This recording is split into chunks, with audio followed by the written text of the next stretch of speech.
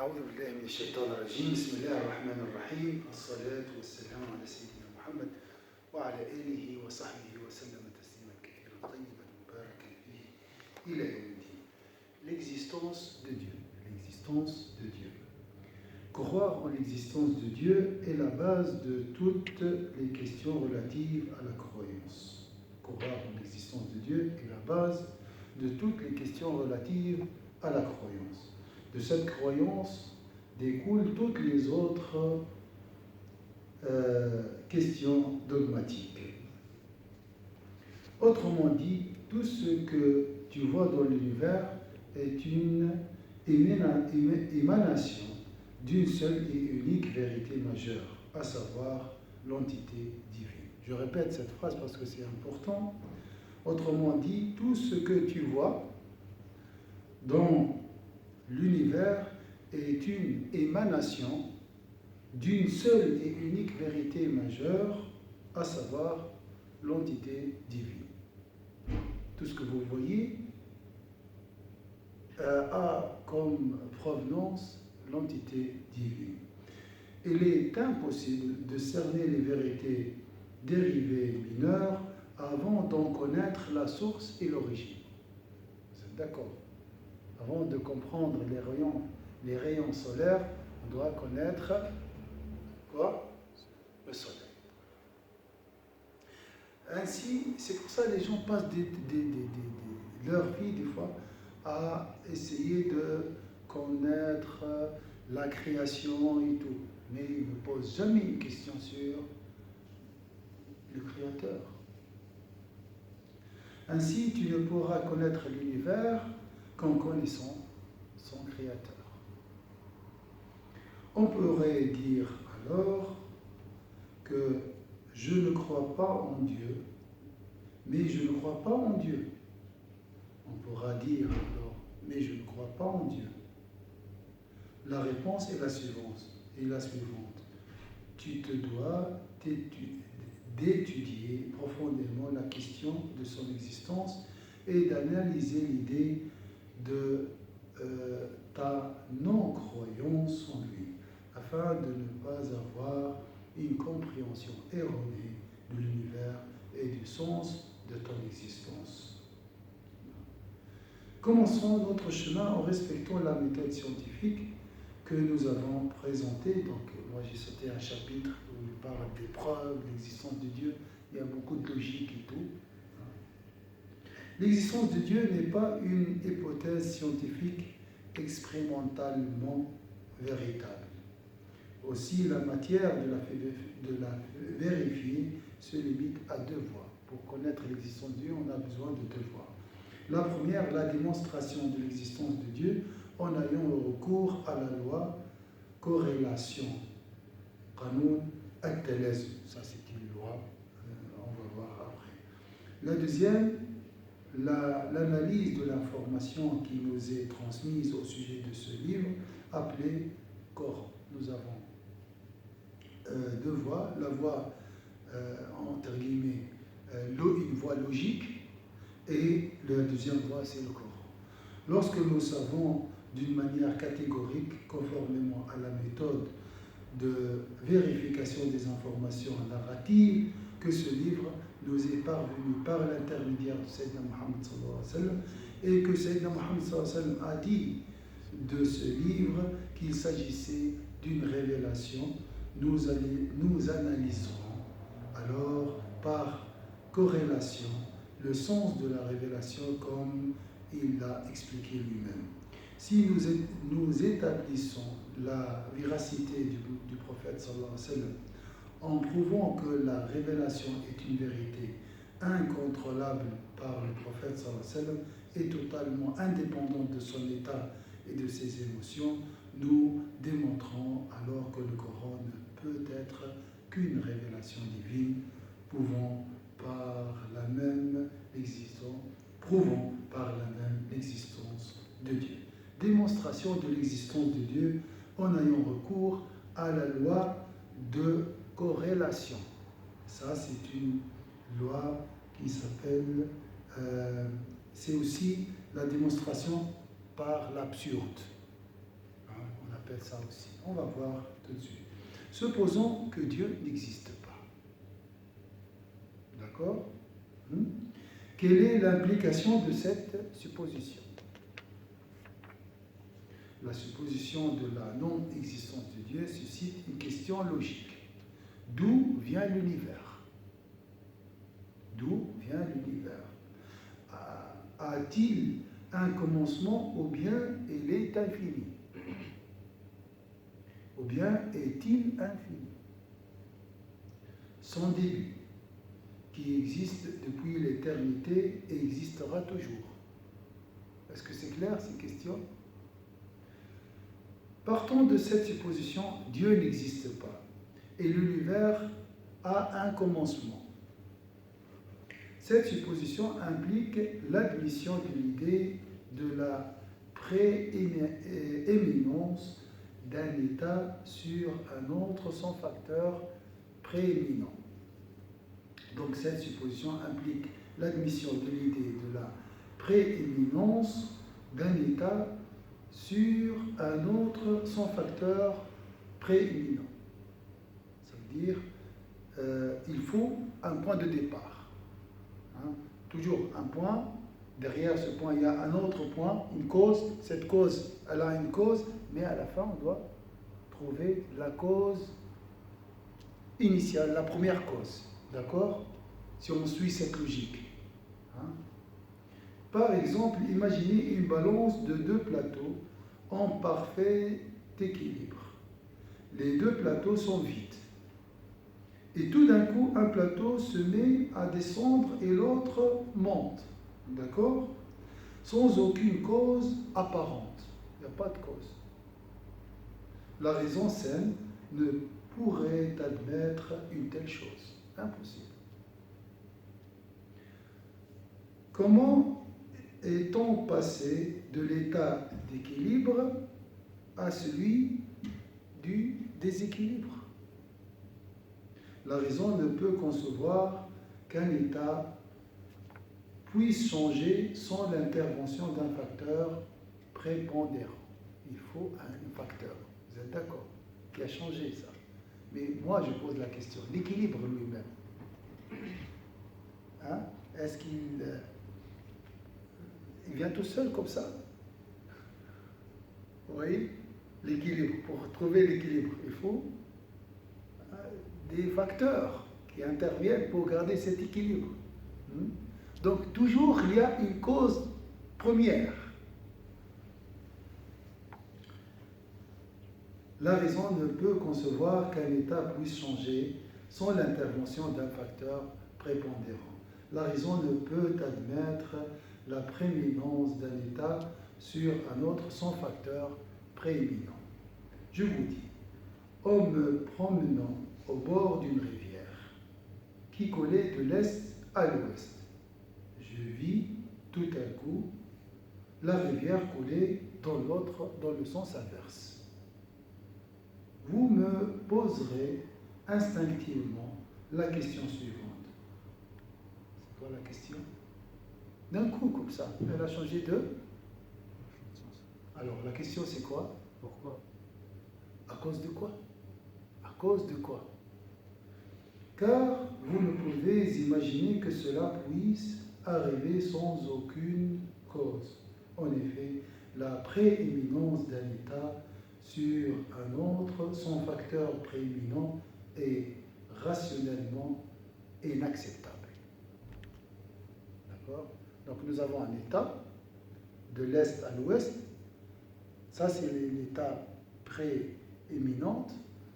Changement maintenant de l'ouest à l'est. Donc on ne peut pas imaginer ce moment sans un facteur prééminent. Si je vous dis qu'un objet tombé de 15e étage, du haut en bas, quand tout à coup, il changea de trajectoire, montant du bas vers le haut, échappant à la loi de la gravité, sans aucune cause.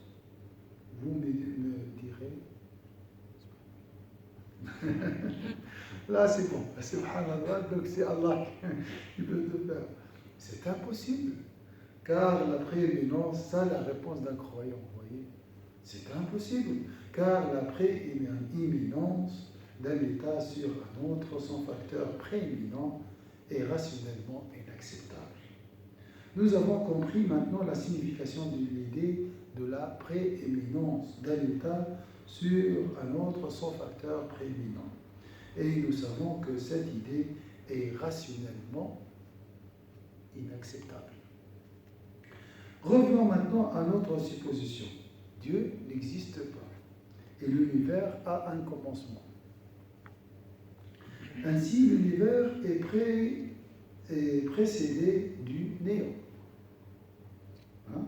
Si on parle d'un commencement, il y a un commencement. Donc avant, il n'y avait rien. C'est le néant. Mais comment est-on passé du néant à l'univers? Du néant à la matière. يعني كيف انتقلنا من العدم إلى الوجود؟ من الذي نقل الكون من العدم إلى الوجود؟ Pourquoi l'état de néant qui dominait a subitement laissé la place à l'existence? لماذا العدم ترك المكان للوجود؟ المكان موجود ولا شيء، والله خلق الكون، صح ولا؟ Et tout cela sans facteur causal. Il n'y a pas de cause. Pourquoi? Vous voyez?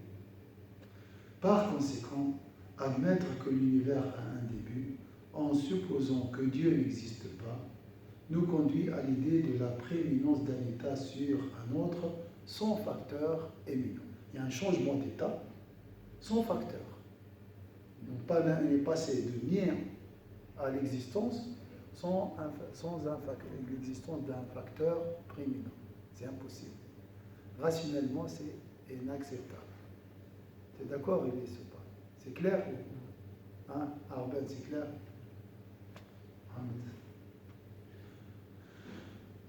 La supposition implique donc un résultat absurde, ce qui prouve que notre supposition est fausse. يعني الانتقال من العدم شيء غير موجود وفجأة وجد بدون تدخل حادث أو بسبب خارجي. هذا ممكن مش ممكن. إذن أن نقول أن الكون وجد بلا سبب, donc dire que l'existence de l'univers existait sans un facteur prééminent ou bien une cause est une proposition fausse. Donc si l'univers a un commencement, il a forcément été créé. Il a incontestablement un créateur, en l'occurrence Dieu. Dieu est l'être nécessaire qui ne peut pas ne pas exister, car du néant rien ne peut naître. Je répète, Dieu est l'être nécessaire qui ne peut pas ne pas exister, car le néant, rien ne peut, du néant, rien ne peut naître. Est-ce que c'est clair ici? Donc il faut, l'existence de Dieu est nécessaire. Allah wajib al-wujud, wa illa al-kawn la dhalla adaman. Man alladhi akhraja? Qui a fait sortir l'univers du néant vers l'existence? C'est Allah Azza wa Jalla. Seconde supposition, Dieu n'existe pas et l'univers n'a pas de commencement. On a dit Dieu n'existe pas et l'univers a un commencement. On dit la deuxième supposition, Dieu n'existe pas et l'univers n'a pas de commencement. D'accord? Selon le matérialisme dialectique, l'univers est infini et n'a pas de source. D'accord? Derrière, c'est l'infini, devant, c'est l'infini. Il est composé uniquement de matière infinie, inépuisable, éternelle, qui existe d'elle-même. Selon cette philosophie, il n'y a que la matière et celle-ci est une mutation éternelle. Il n'y a donc ni début ni fin. D'accord? Alors la première proposition c'était quoi? Supposition c'était quoi? Dieu n'existe pas et il y a un commencement. Deuxième supposition, Dieu n'existe pas et il n'y a pas de commencement. D'accord? Mais dans ce cas-là, c'est la matière qui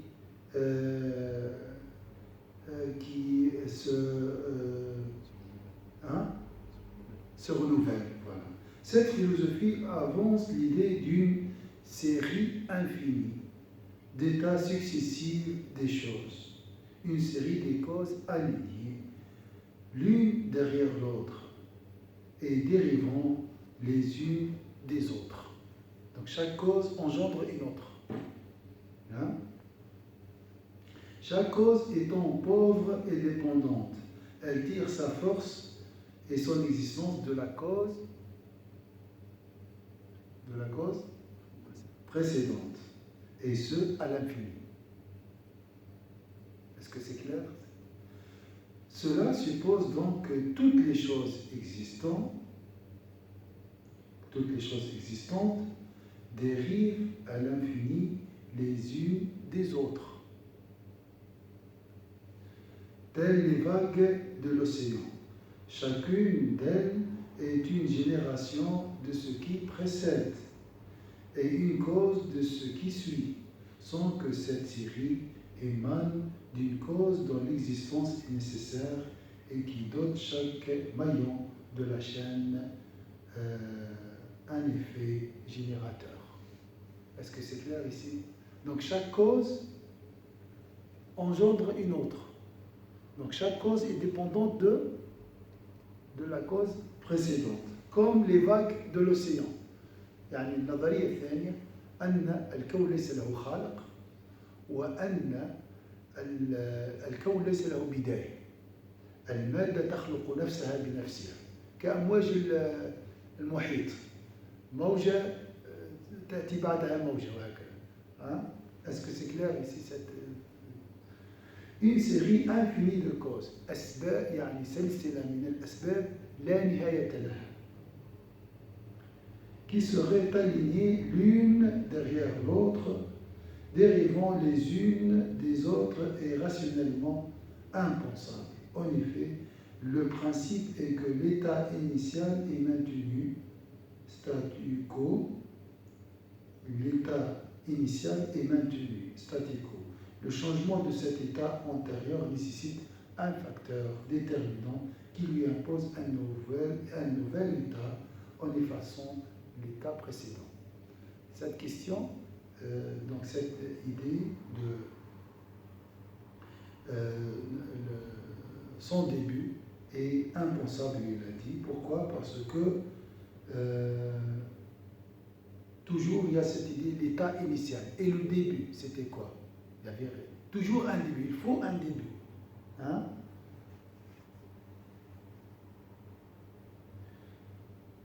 Un début qui impose un nouvel état en effaçant l'état précédent. Comme on a dit, l'équilibre et le déséquilibre. كالتوازن هو الحالة الأولى, c'est l'état initial. Le nouvel état, c'est voilà, le déséquilibre. Hein? Et là, on va imaginer bien sûr un facteur prééminent. Cette série présumée infinie est composée de maillons. Donc vous voyez le maillon les maillons dans une chaîne. C'est ça l'idée. مثل الحلقات في سلسلة في الدراجة هذه مثال. Est composée de maillons dont chacun ne pouvait exister si le maillon précédent ne lui avait pas donné la vie et l'existence. Vous voyez, imaginez toujours la chaîne des maillons. Donc, chaque maillon dépend du maillon précédent. Vous voyez? dont chacun ne pouvait exister si le maillon président ne lui avait pas donné la vie et l'existence. Et celle-ci ne pouvait exister si ce n'est grâce à un maillon d'avant. Par conséquent, aucun des maillons ne produit un effet propre et indépendant, quelle que soit la longueur de la série. Aucun des maillons ne produit un effet propre et indépendant, quelle que soit la longueur de la série.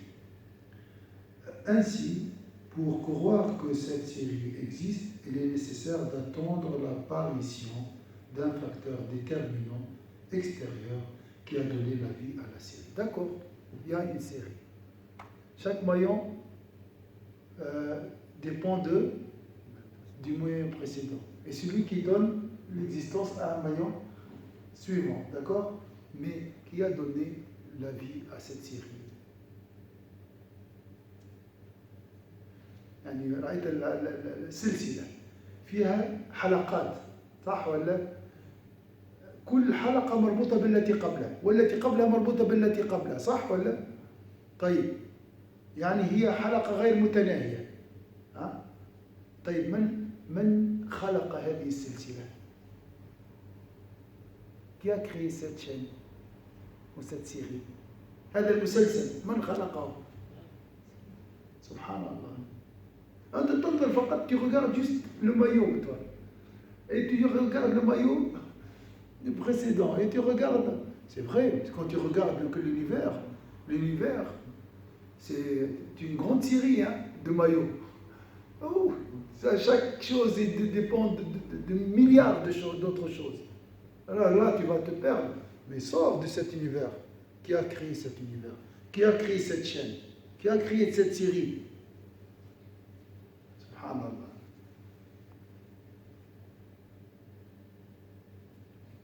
Par conséquent, aucun des maillons ne produit un effet propre indépendant. On a dit ça. Donc, ainsi, pour croire que cette série existe, il est nécessaire d'attendre l'apparition d'un facteur déterminant extérieur qui a donné la vie à la série. Une vie qui, à son tour, passe de maillon en maillon. Sinon, nous serons dans l'obligation d'affirmer l'une de ces deux choses.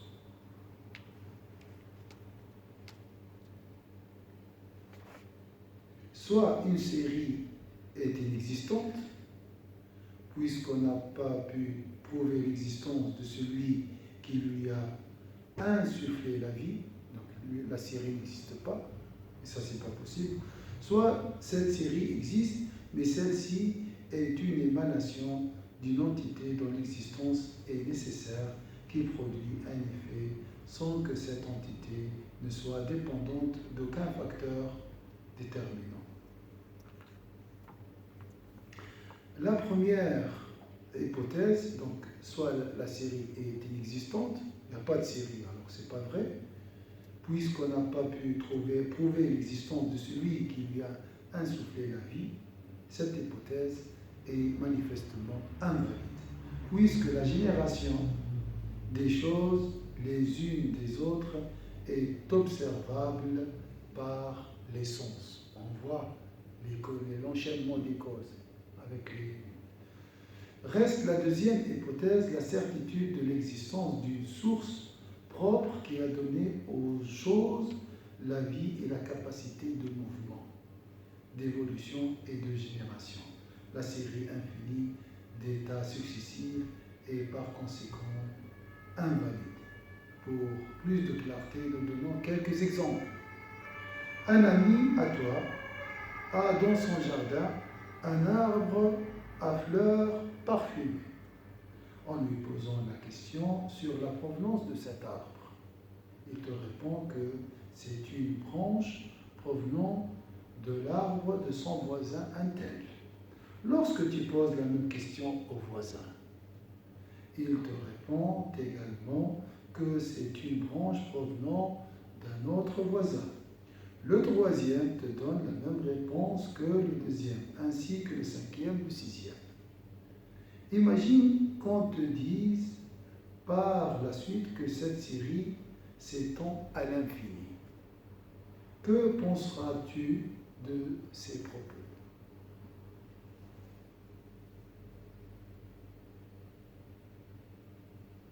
Que penseras-tu de ces propos? Donc, un arbre, après un arbre derrière, un autre arbre, à l'infini. Que penseras-tu de ces propos? Où est-ce que ça a commencé? Voilà, toujours, il y a un commencement.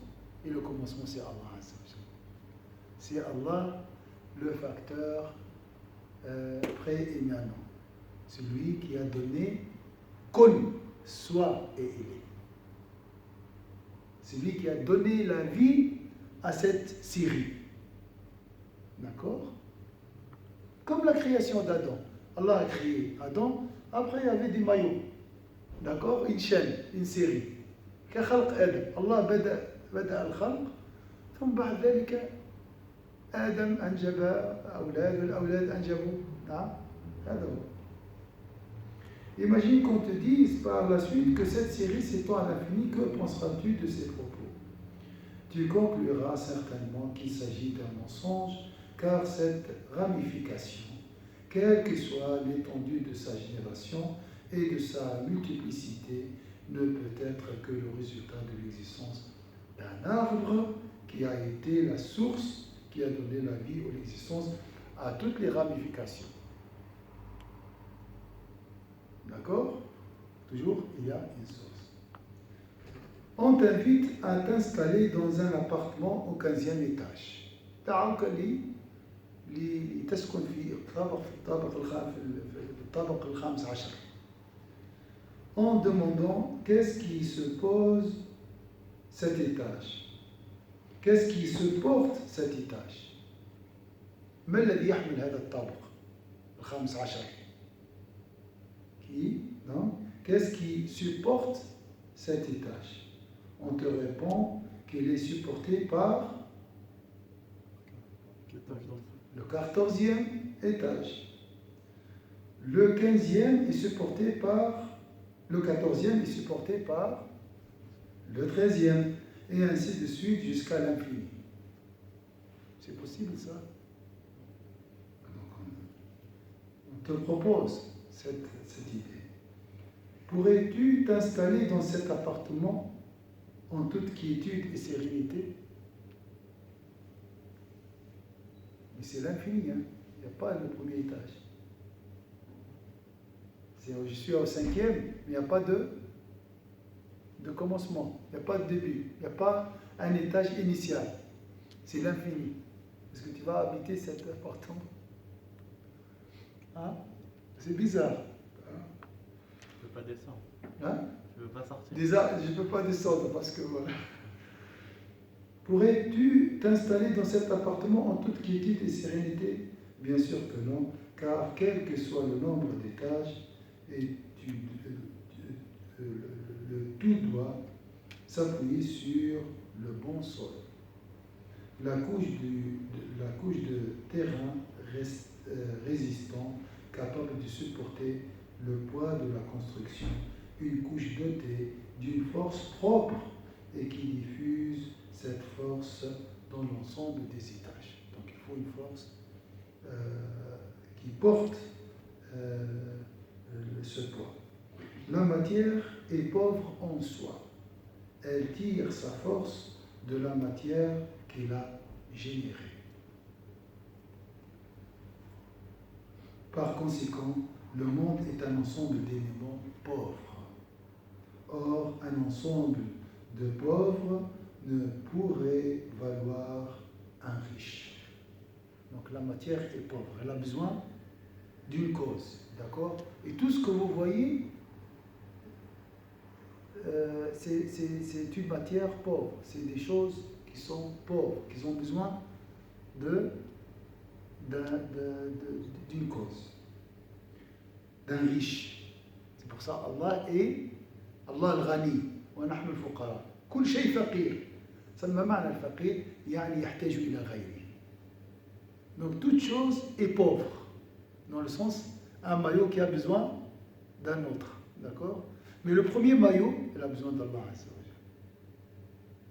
Le premier arbre, il a besoin d'Allah. Le sol qui porte la construction, il a besoin d'Allah. C'est pour ça Allah, son existence est nécessaire.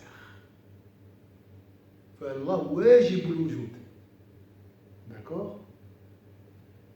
Lorsque tu as devant toi une série de zéros, alignés les uns derrière les autres, tu t'empresses à regarder tout d'abord le chiffre qui a une valeur réelle, se trouvant à la gauche des zéros. Pourquoi? Parce que tu sais que le zéro seul n'a pas de valeur. Il tire sa valeur du zéro à sa gauche, qui tire à son tour sa valeur du zéro à sa gauche, et ainsi de suite jusqu'à arriver au chiffre qui a une valeur réelle. L'asphal, moi je m'en ramène à l'asphal. Ici c'est à gauche, à gauche. Tu regardes les zéros. 0, 0, 0. C'est ça l'univers. L'univers c'est أصفار الكون كله أصفار ريتك اللي عامل معاه مشاكل avec tu as des problèmes et des histoires ton patron ton collègue ton je sais pas qui ton cousin je sais pas tout ça c'est des zéros c'est rien c'est des choses existantes mais pauvres donc comme les 0 0 0 tu attends quoi hein le chiffre. C'est lui qui donne la valeur à ces zéros. Donc c'est lui qui donne la valeur à cet univers, c'est qui? C'est Allah qui tire de son tour sa valeur du zéro à sa gauche et ainsi de suite jusqu'à arriver au chiffre qui a une valeur réelle et qui diffuse cette force dans la série des zéros. Supposons que la série de zéros ne finit pas par un chiffre qui a une valeur réelle, des zéros. Hein? Jusqu'à la fin. Il s'agit de zéros dénués de toute valeur et de toute espèce d'existence. La supposition d'une série infinie de zéros ne change rien à la réalité et ne pourrait leur donner aucune valeur. Conclusion, on va finir avec ça.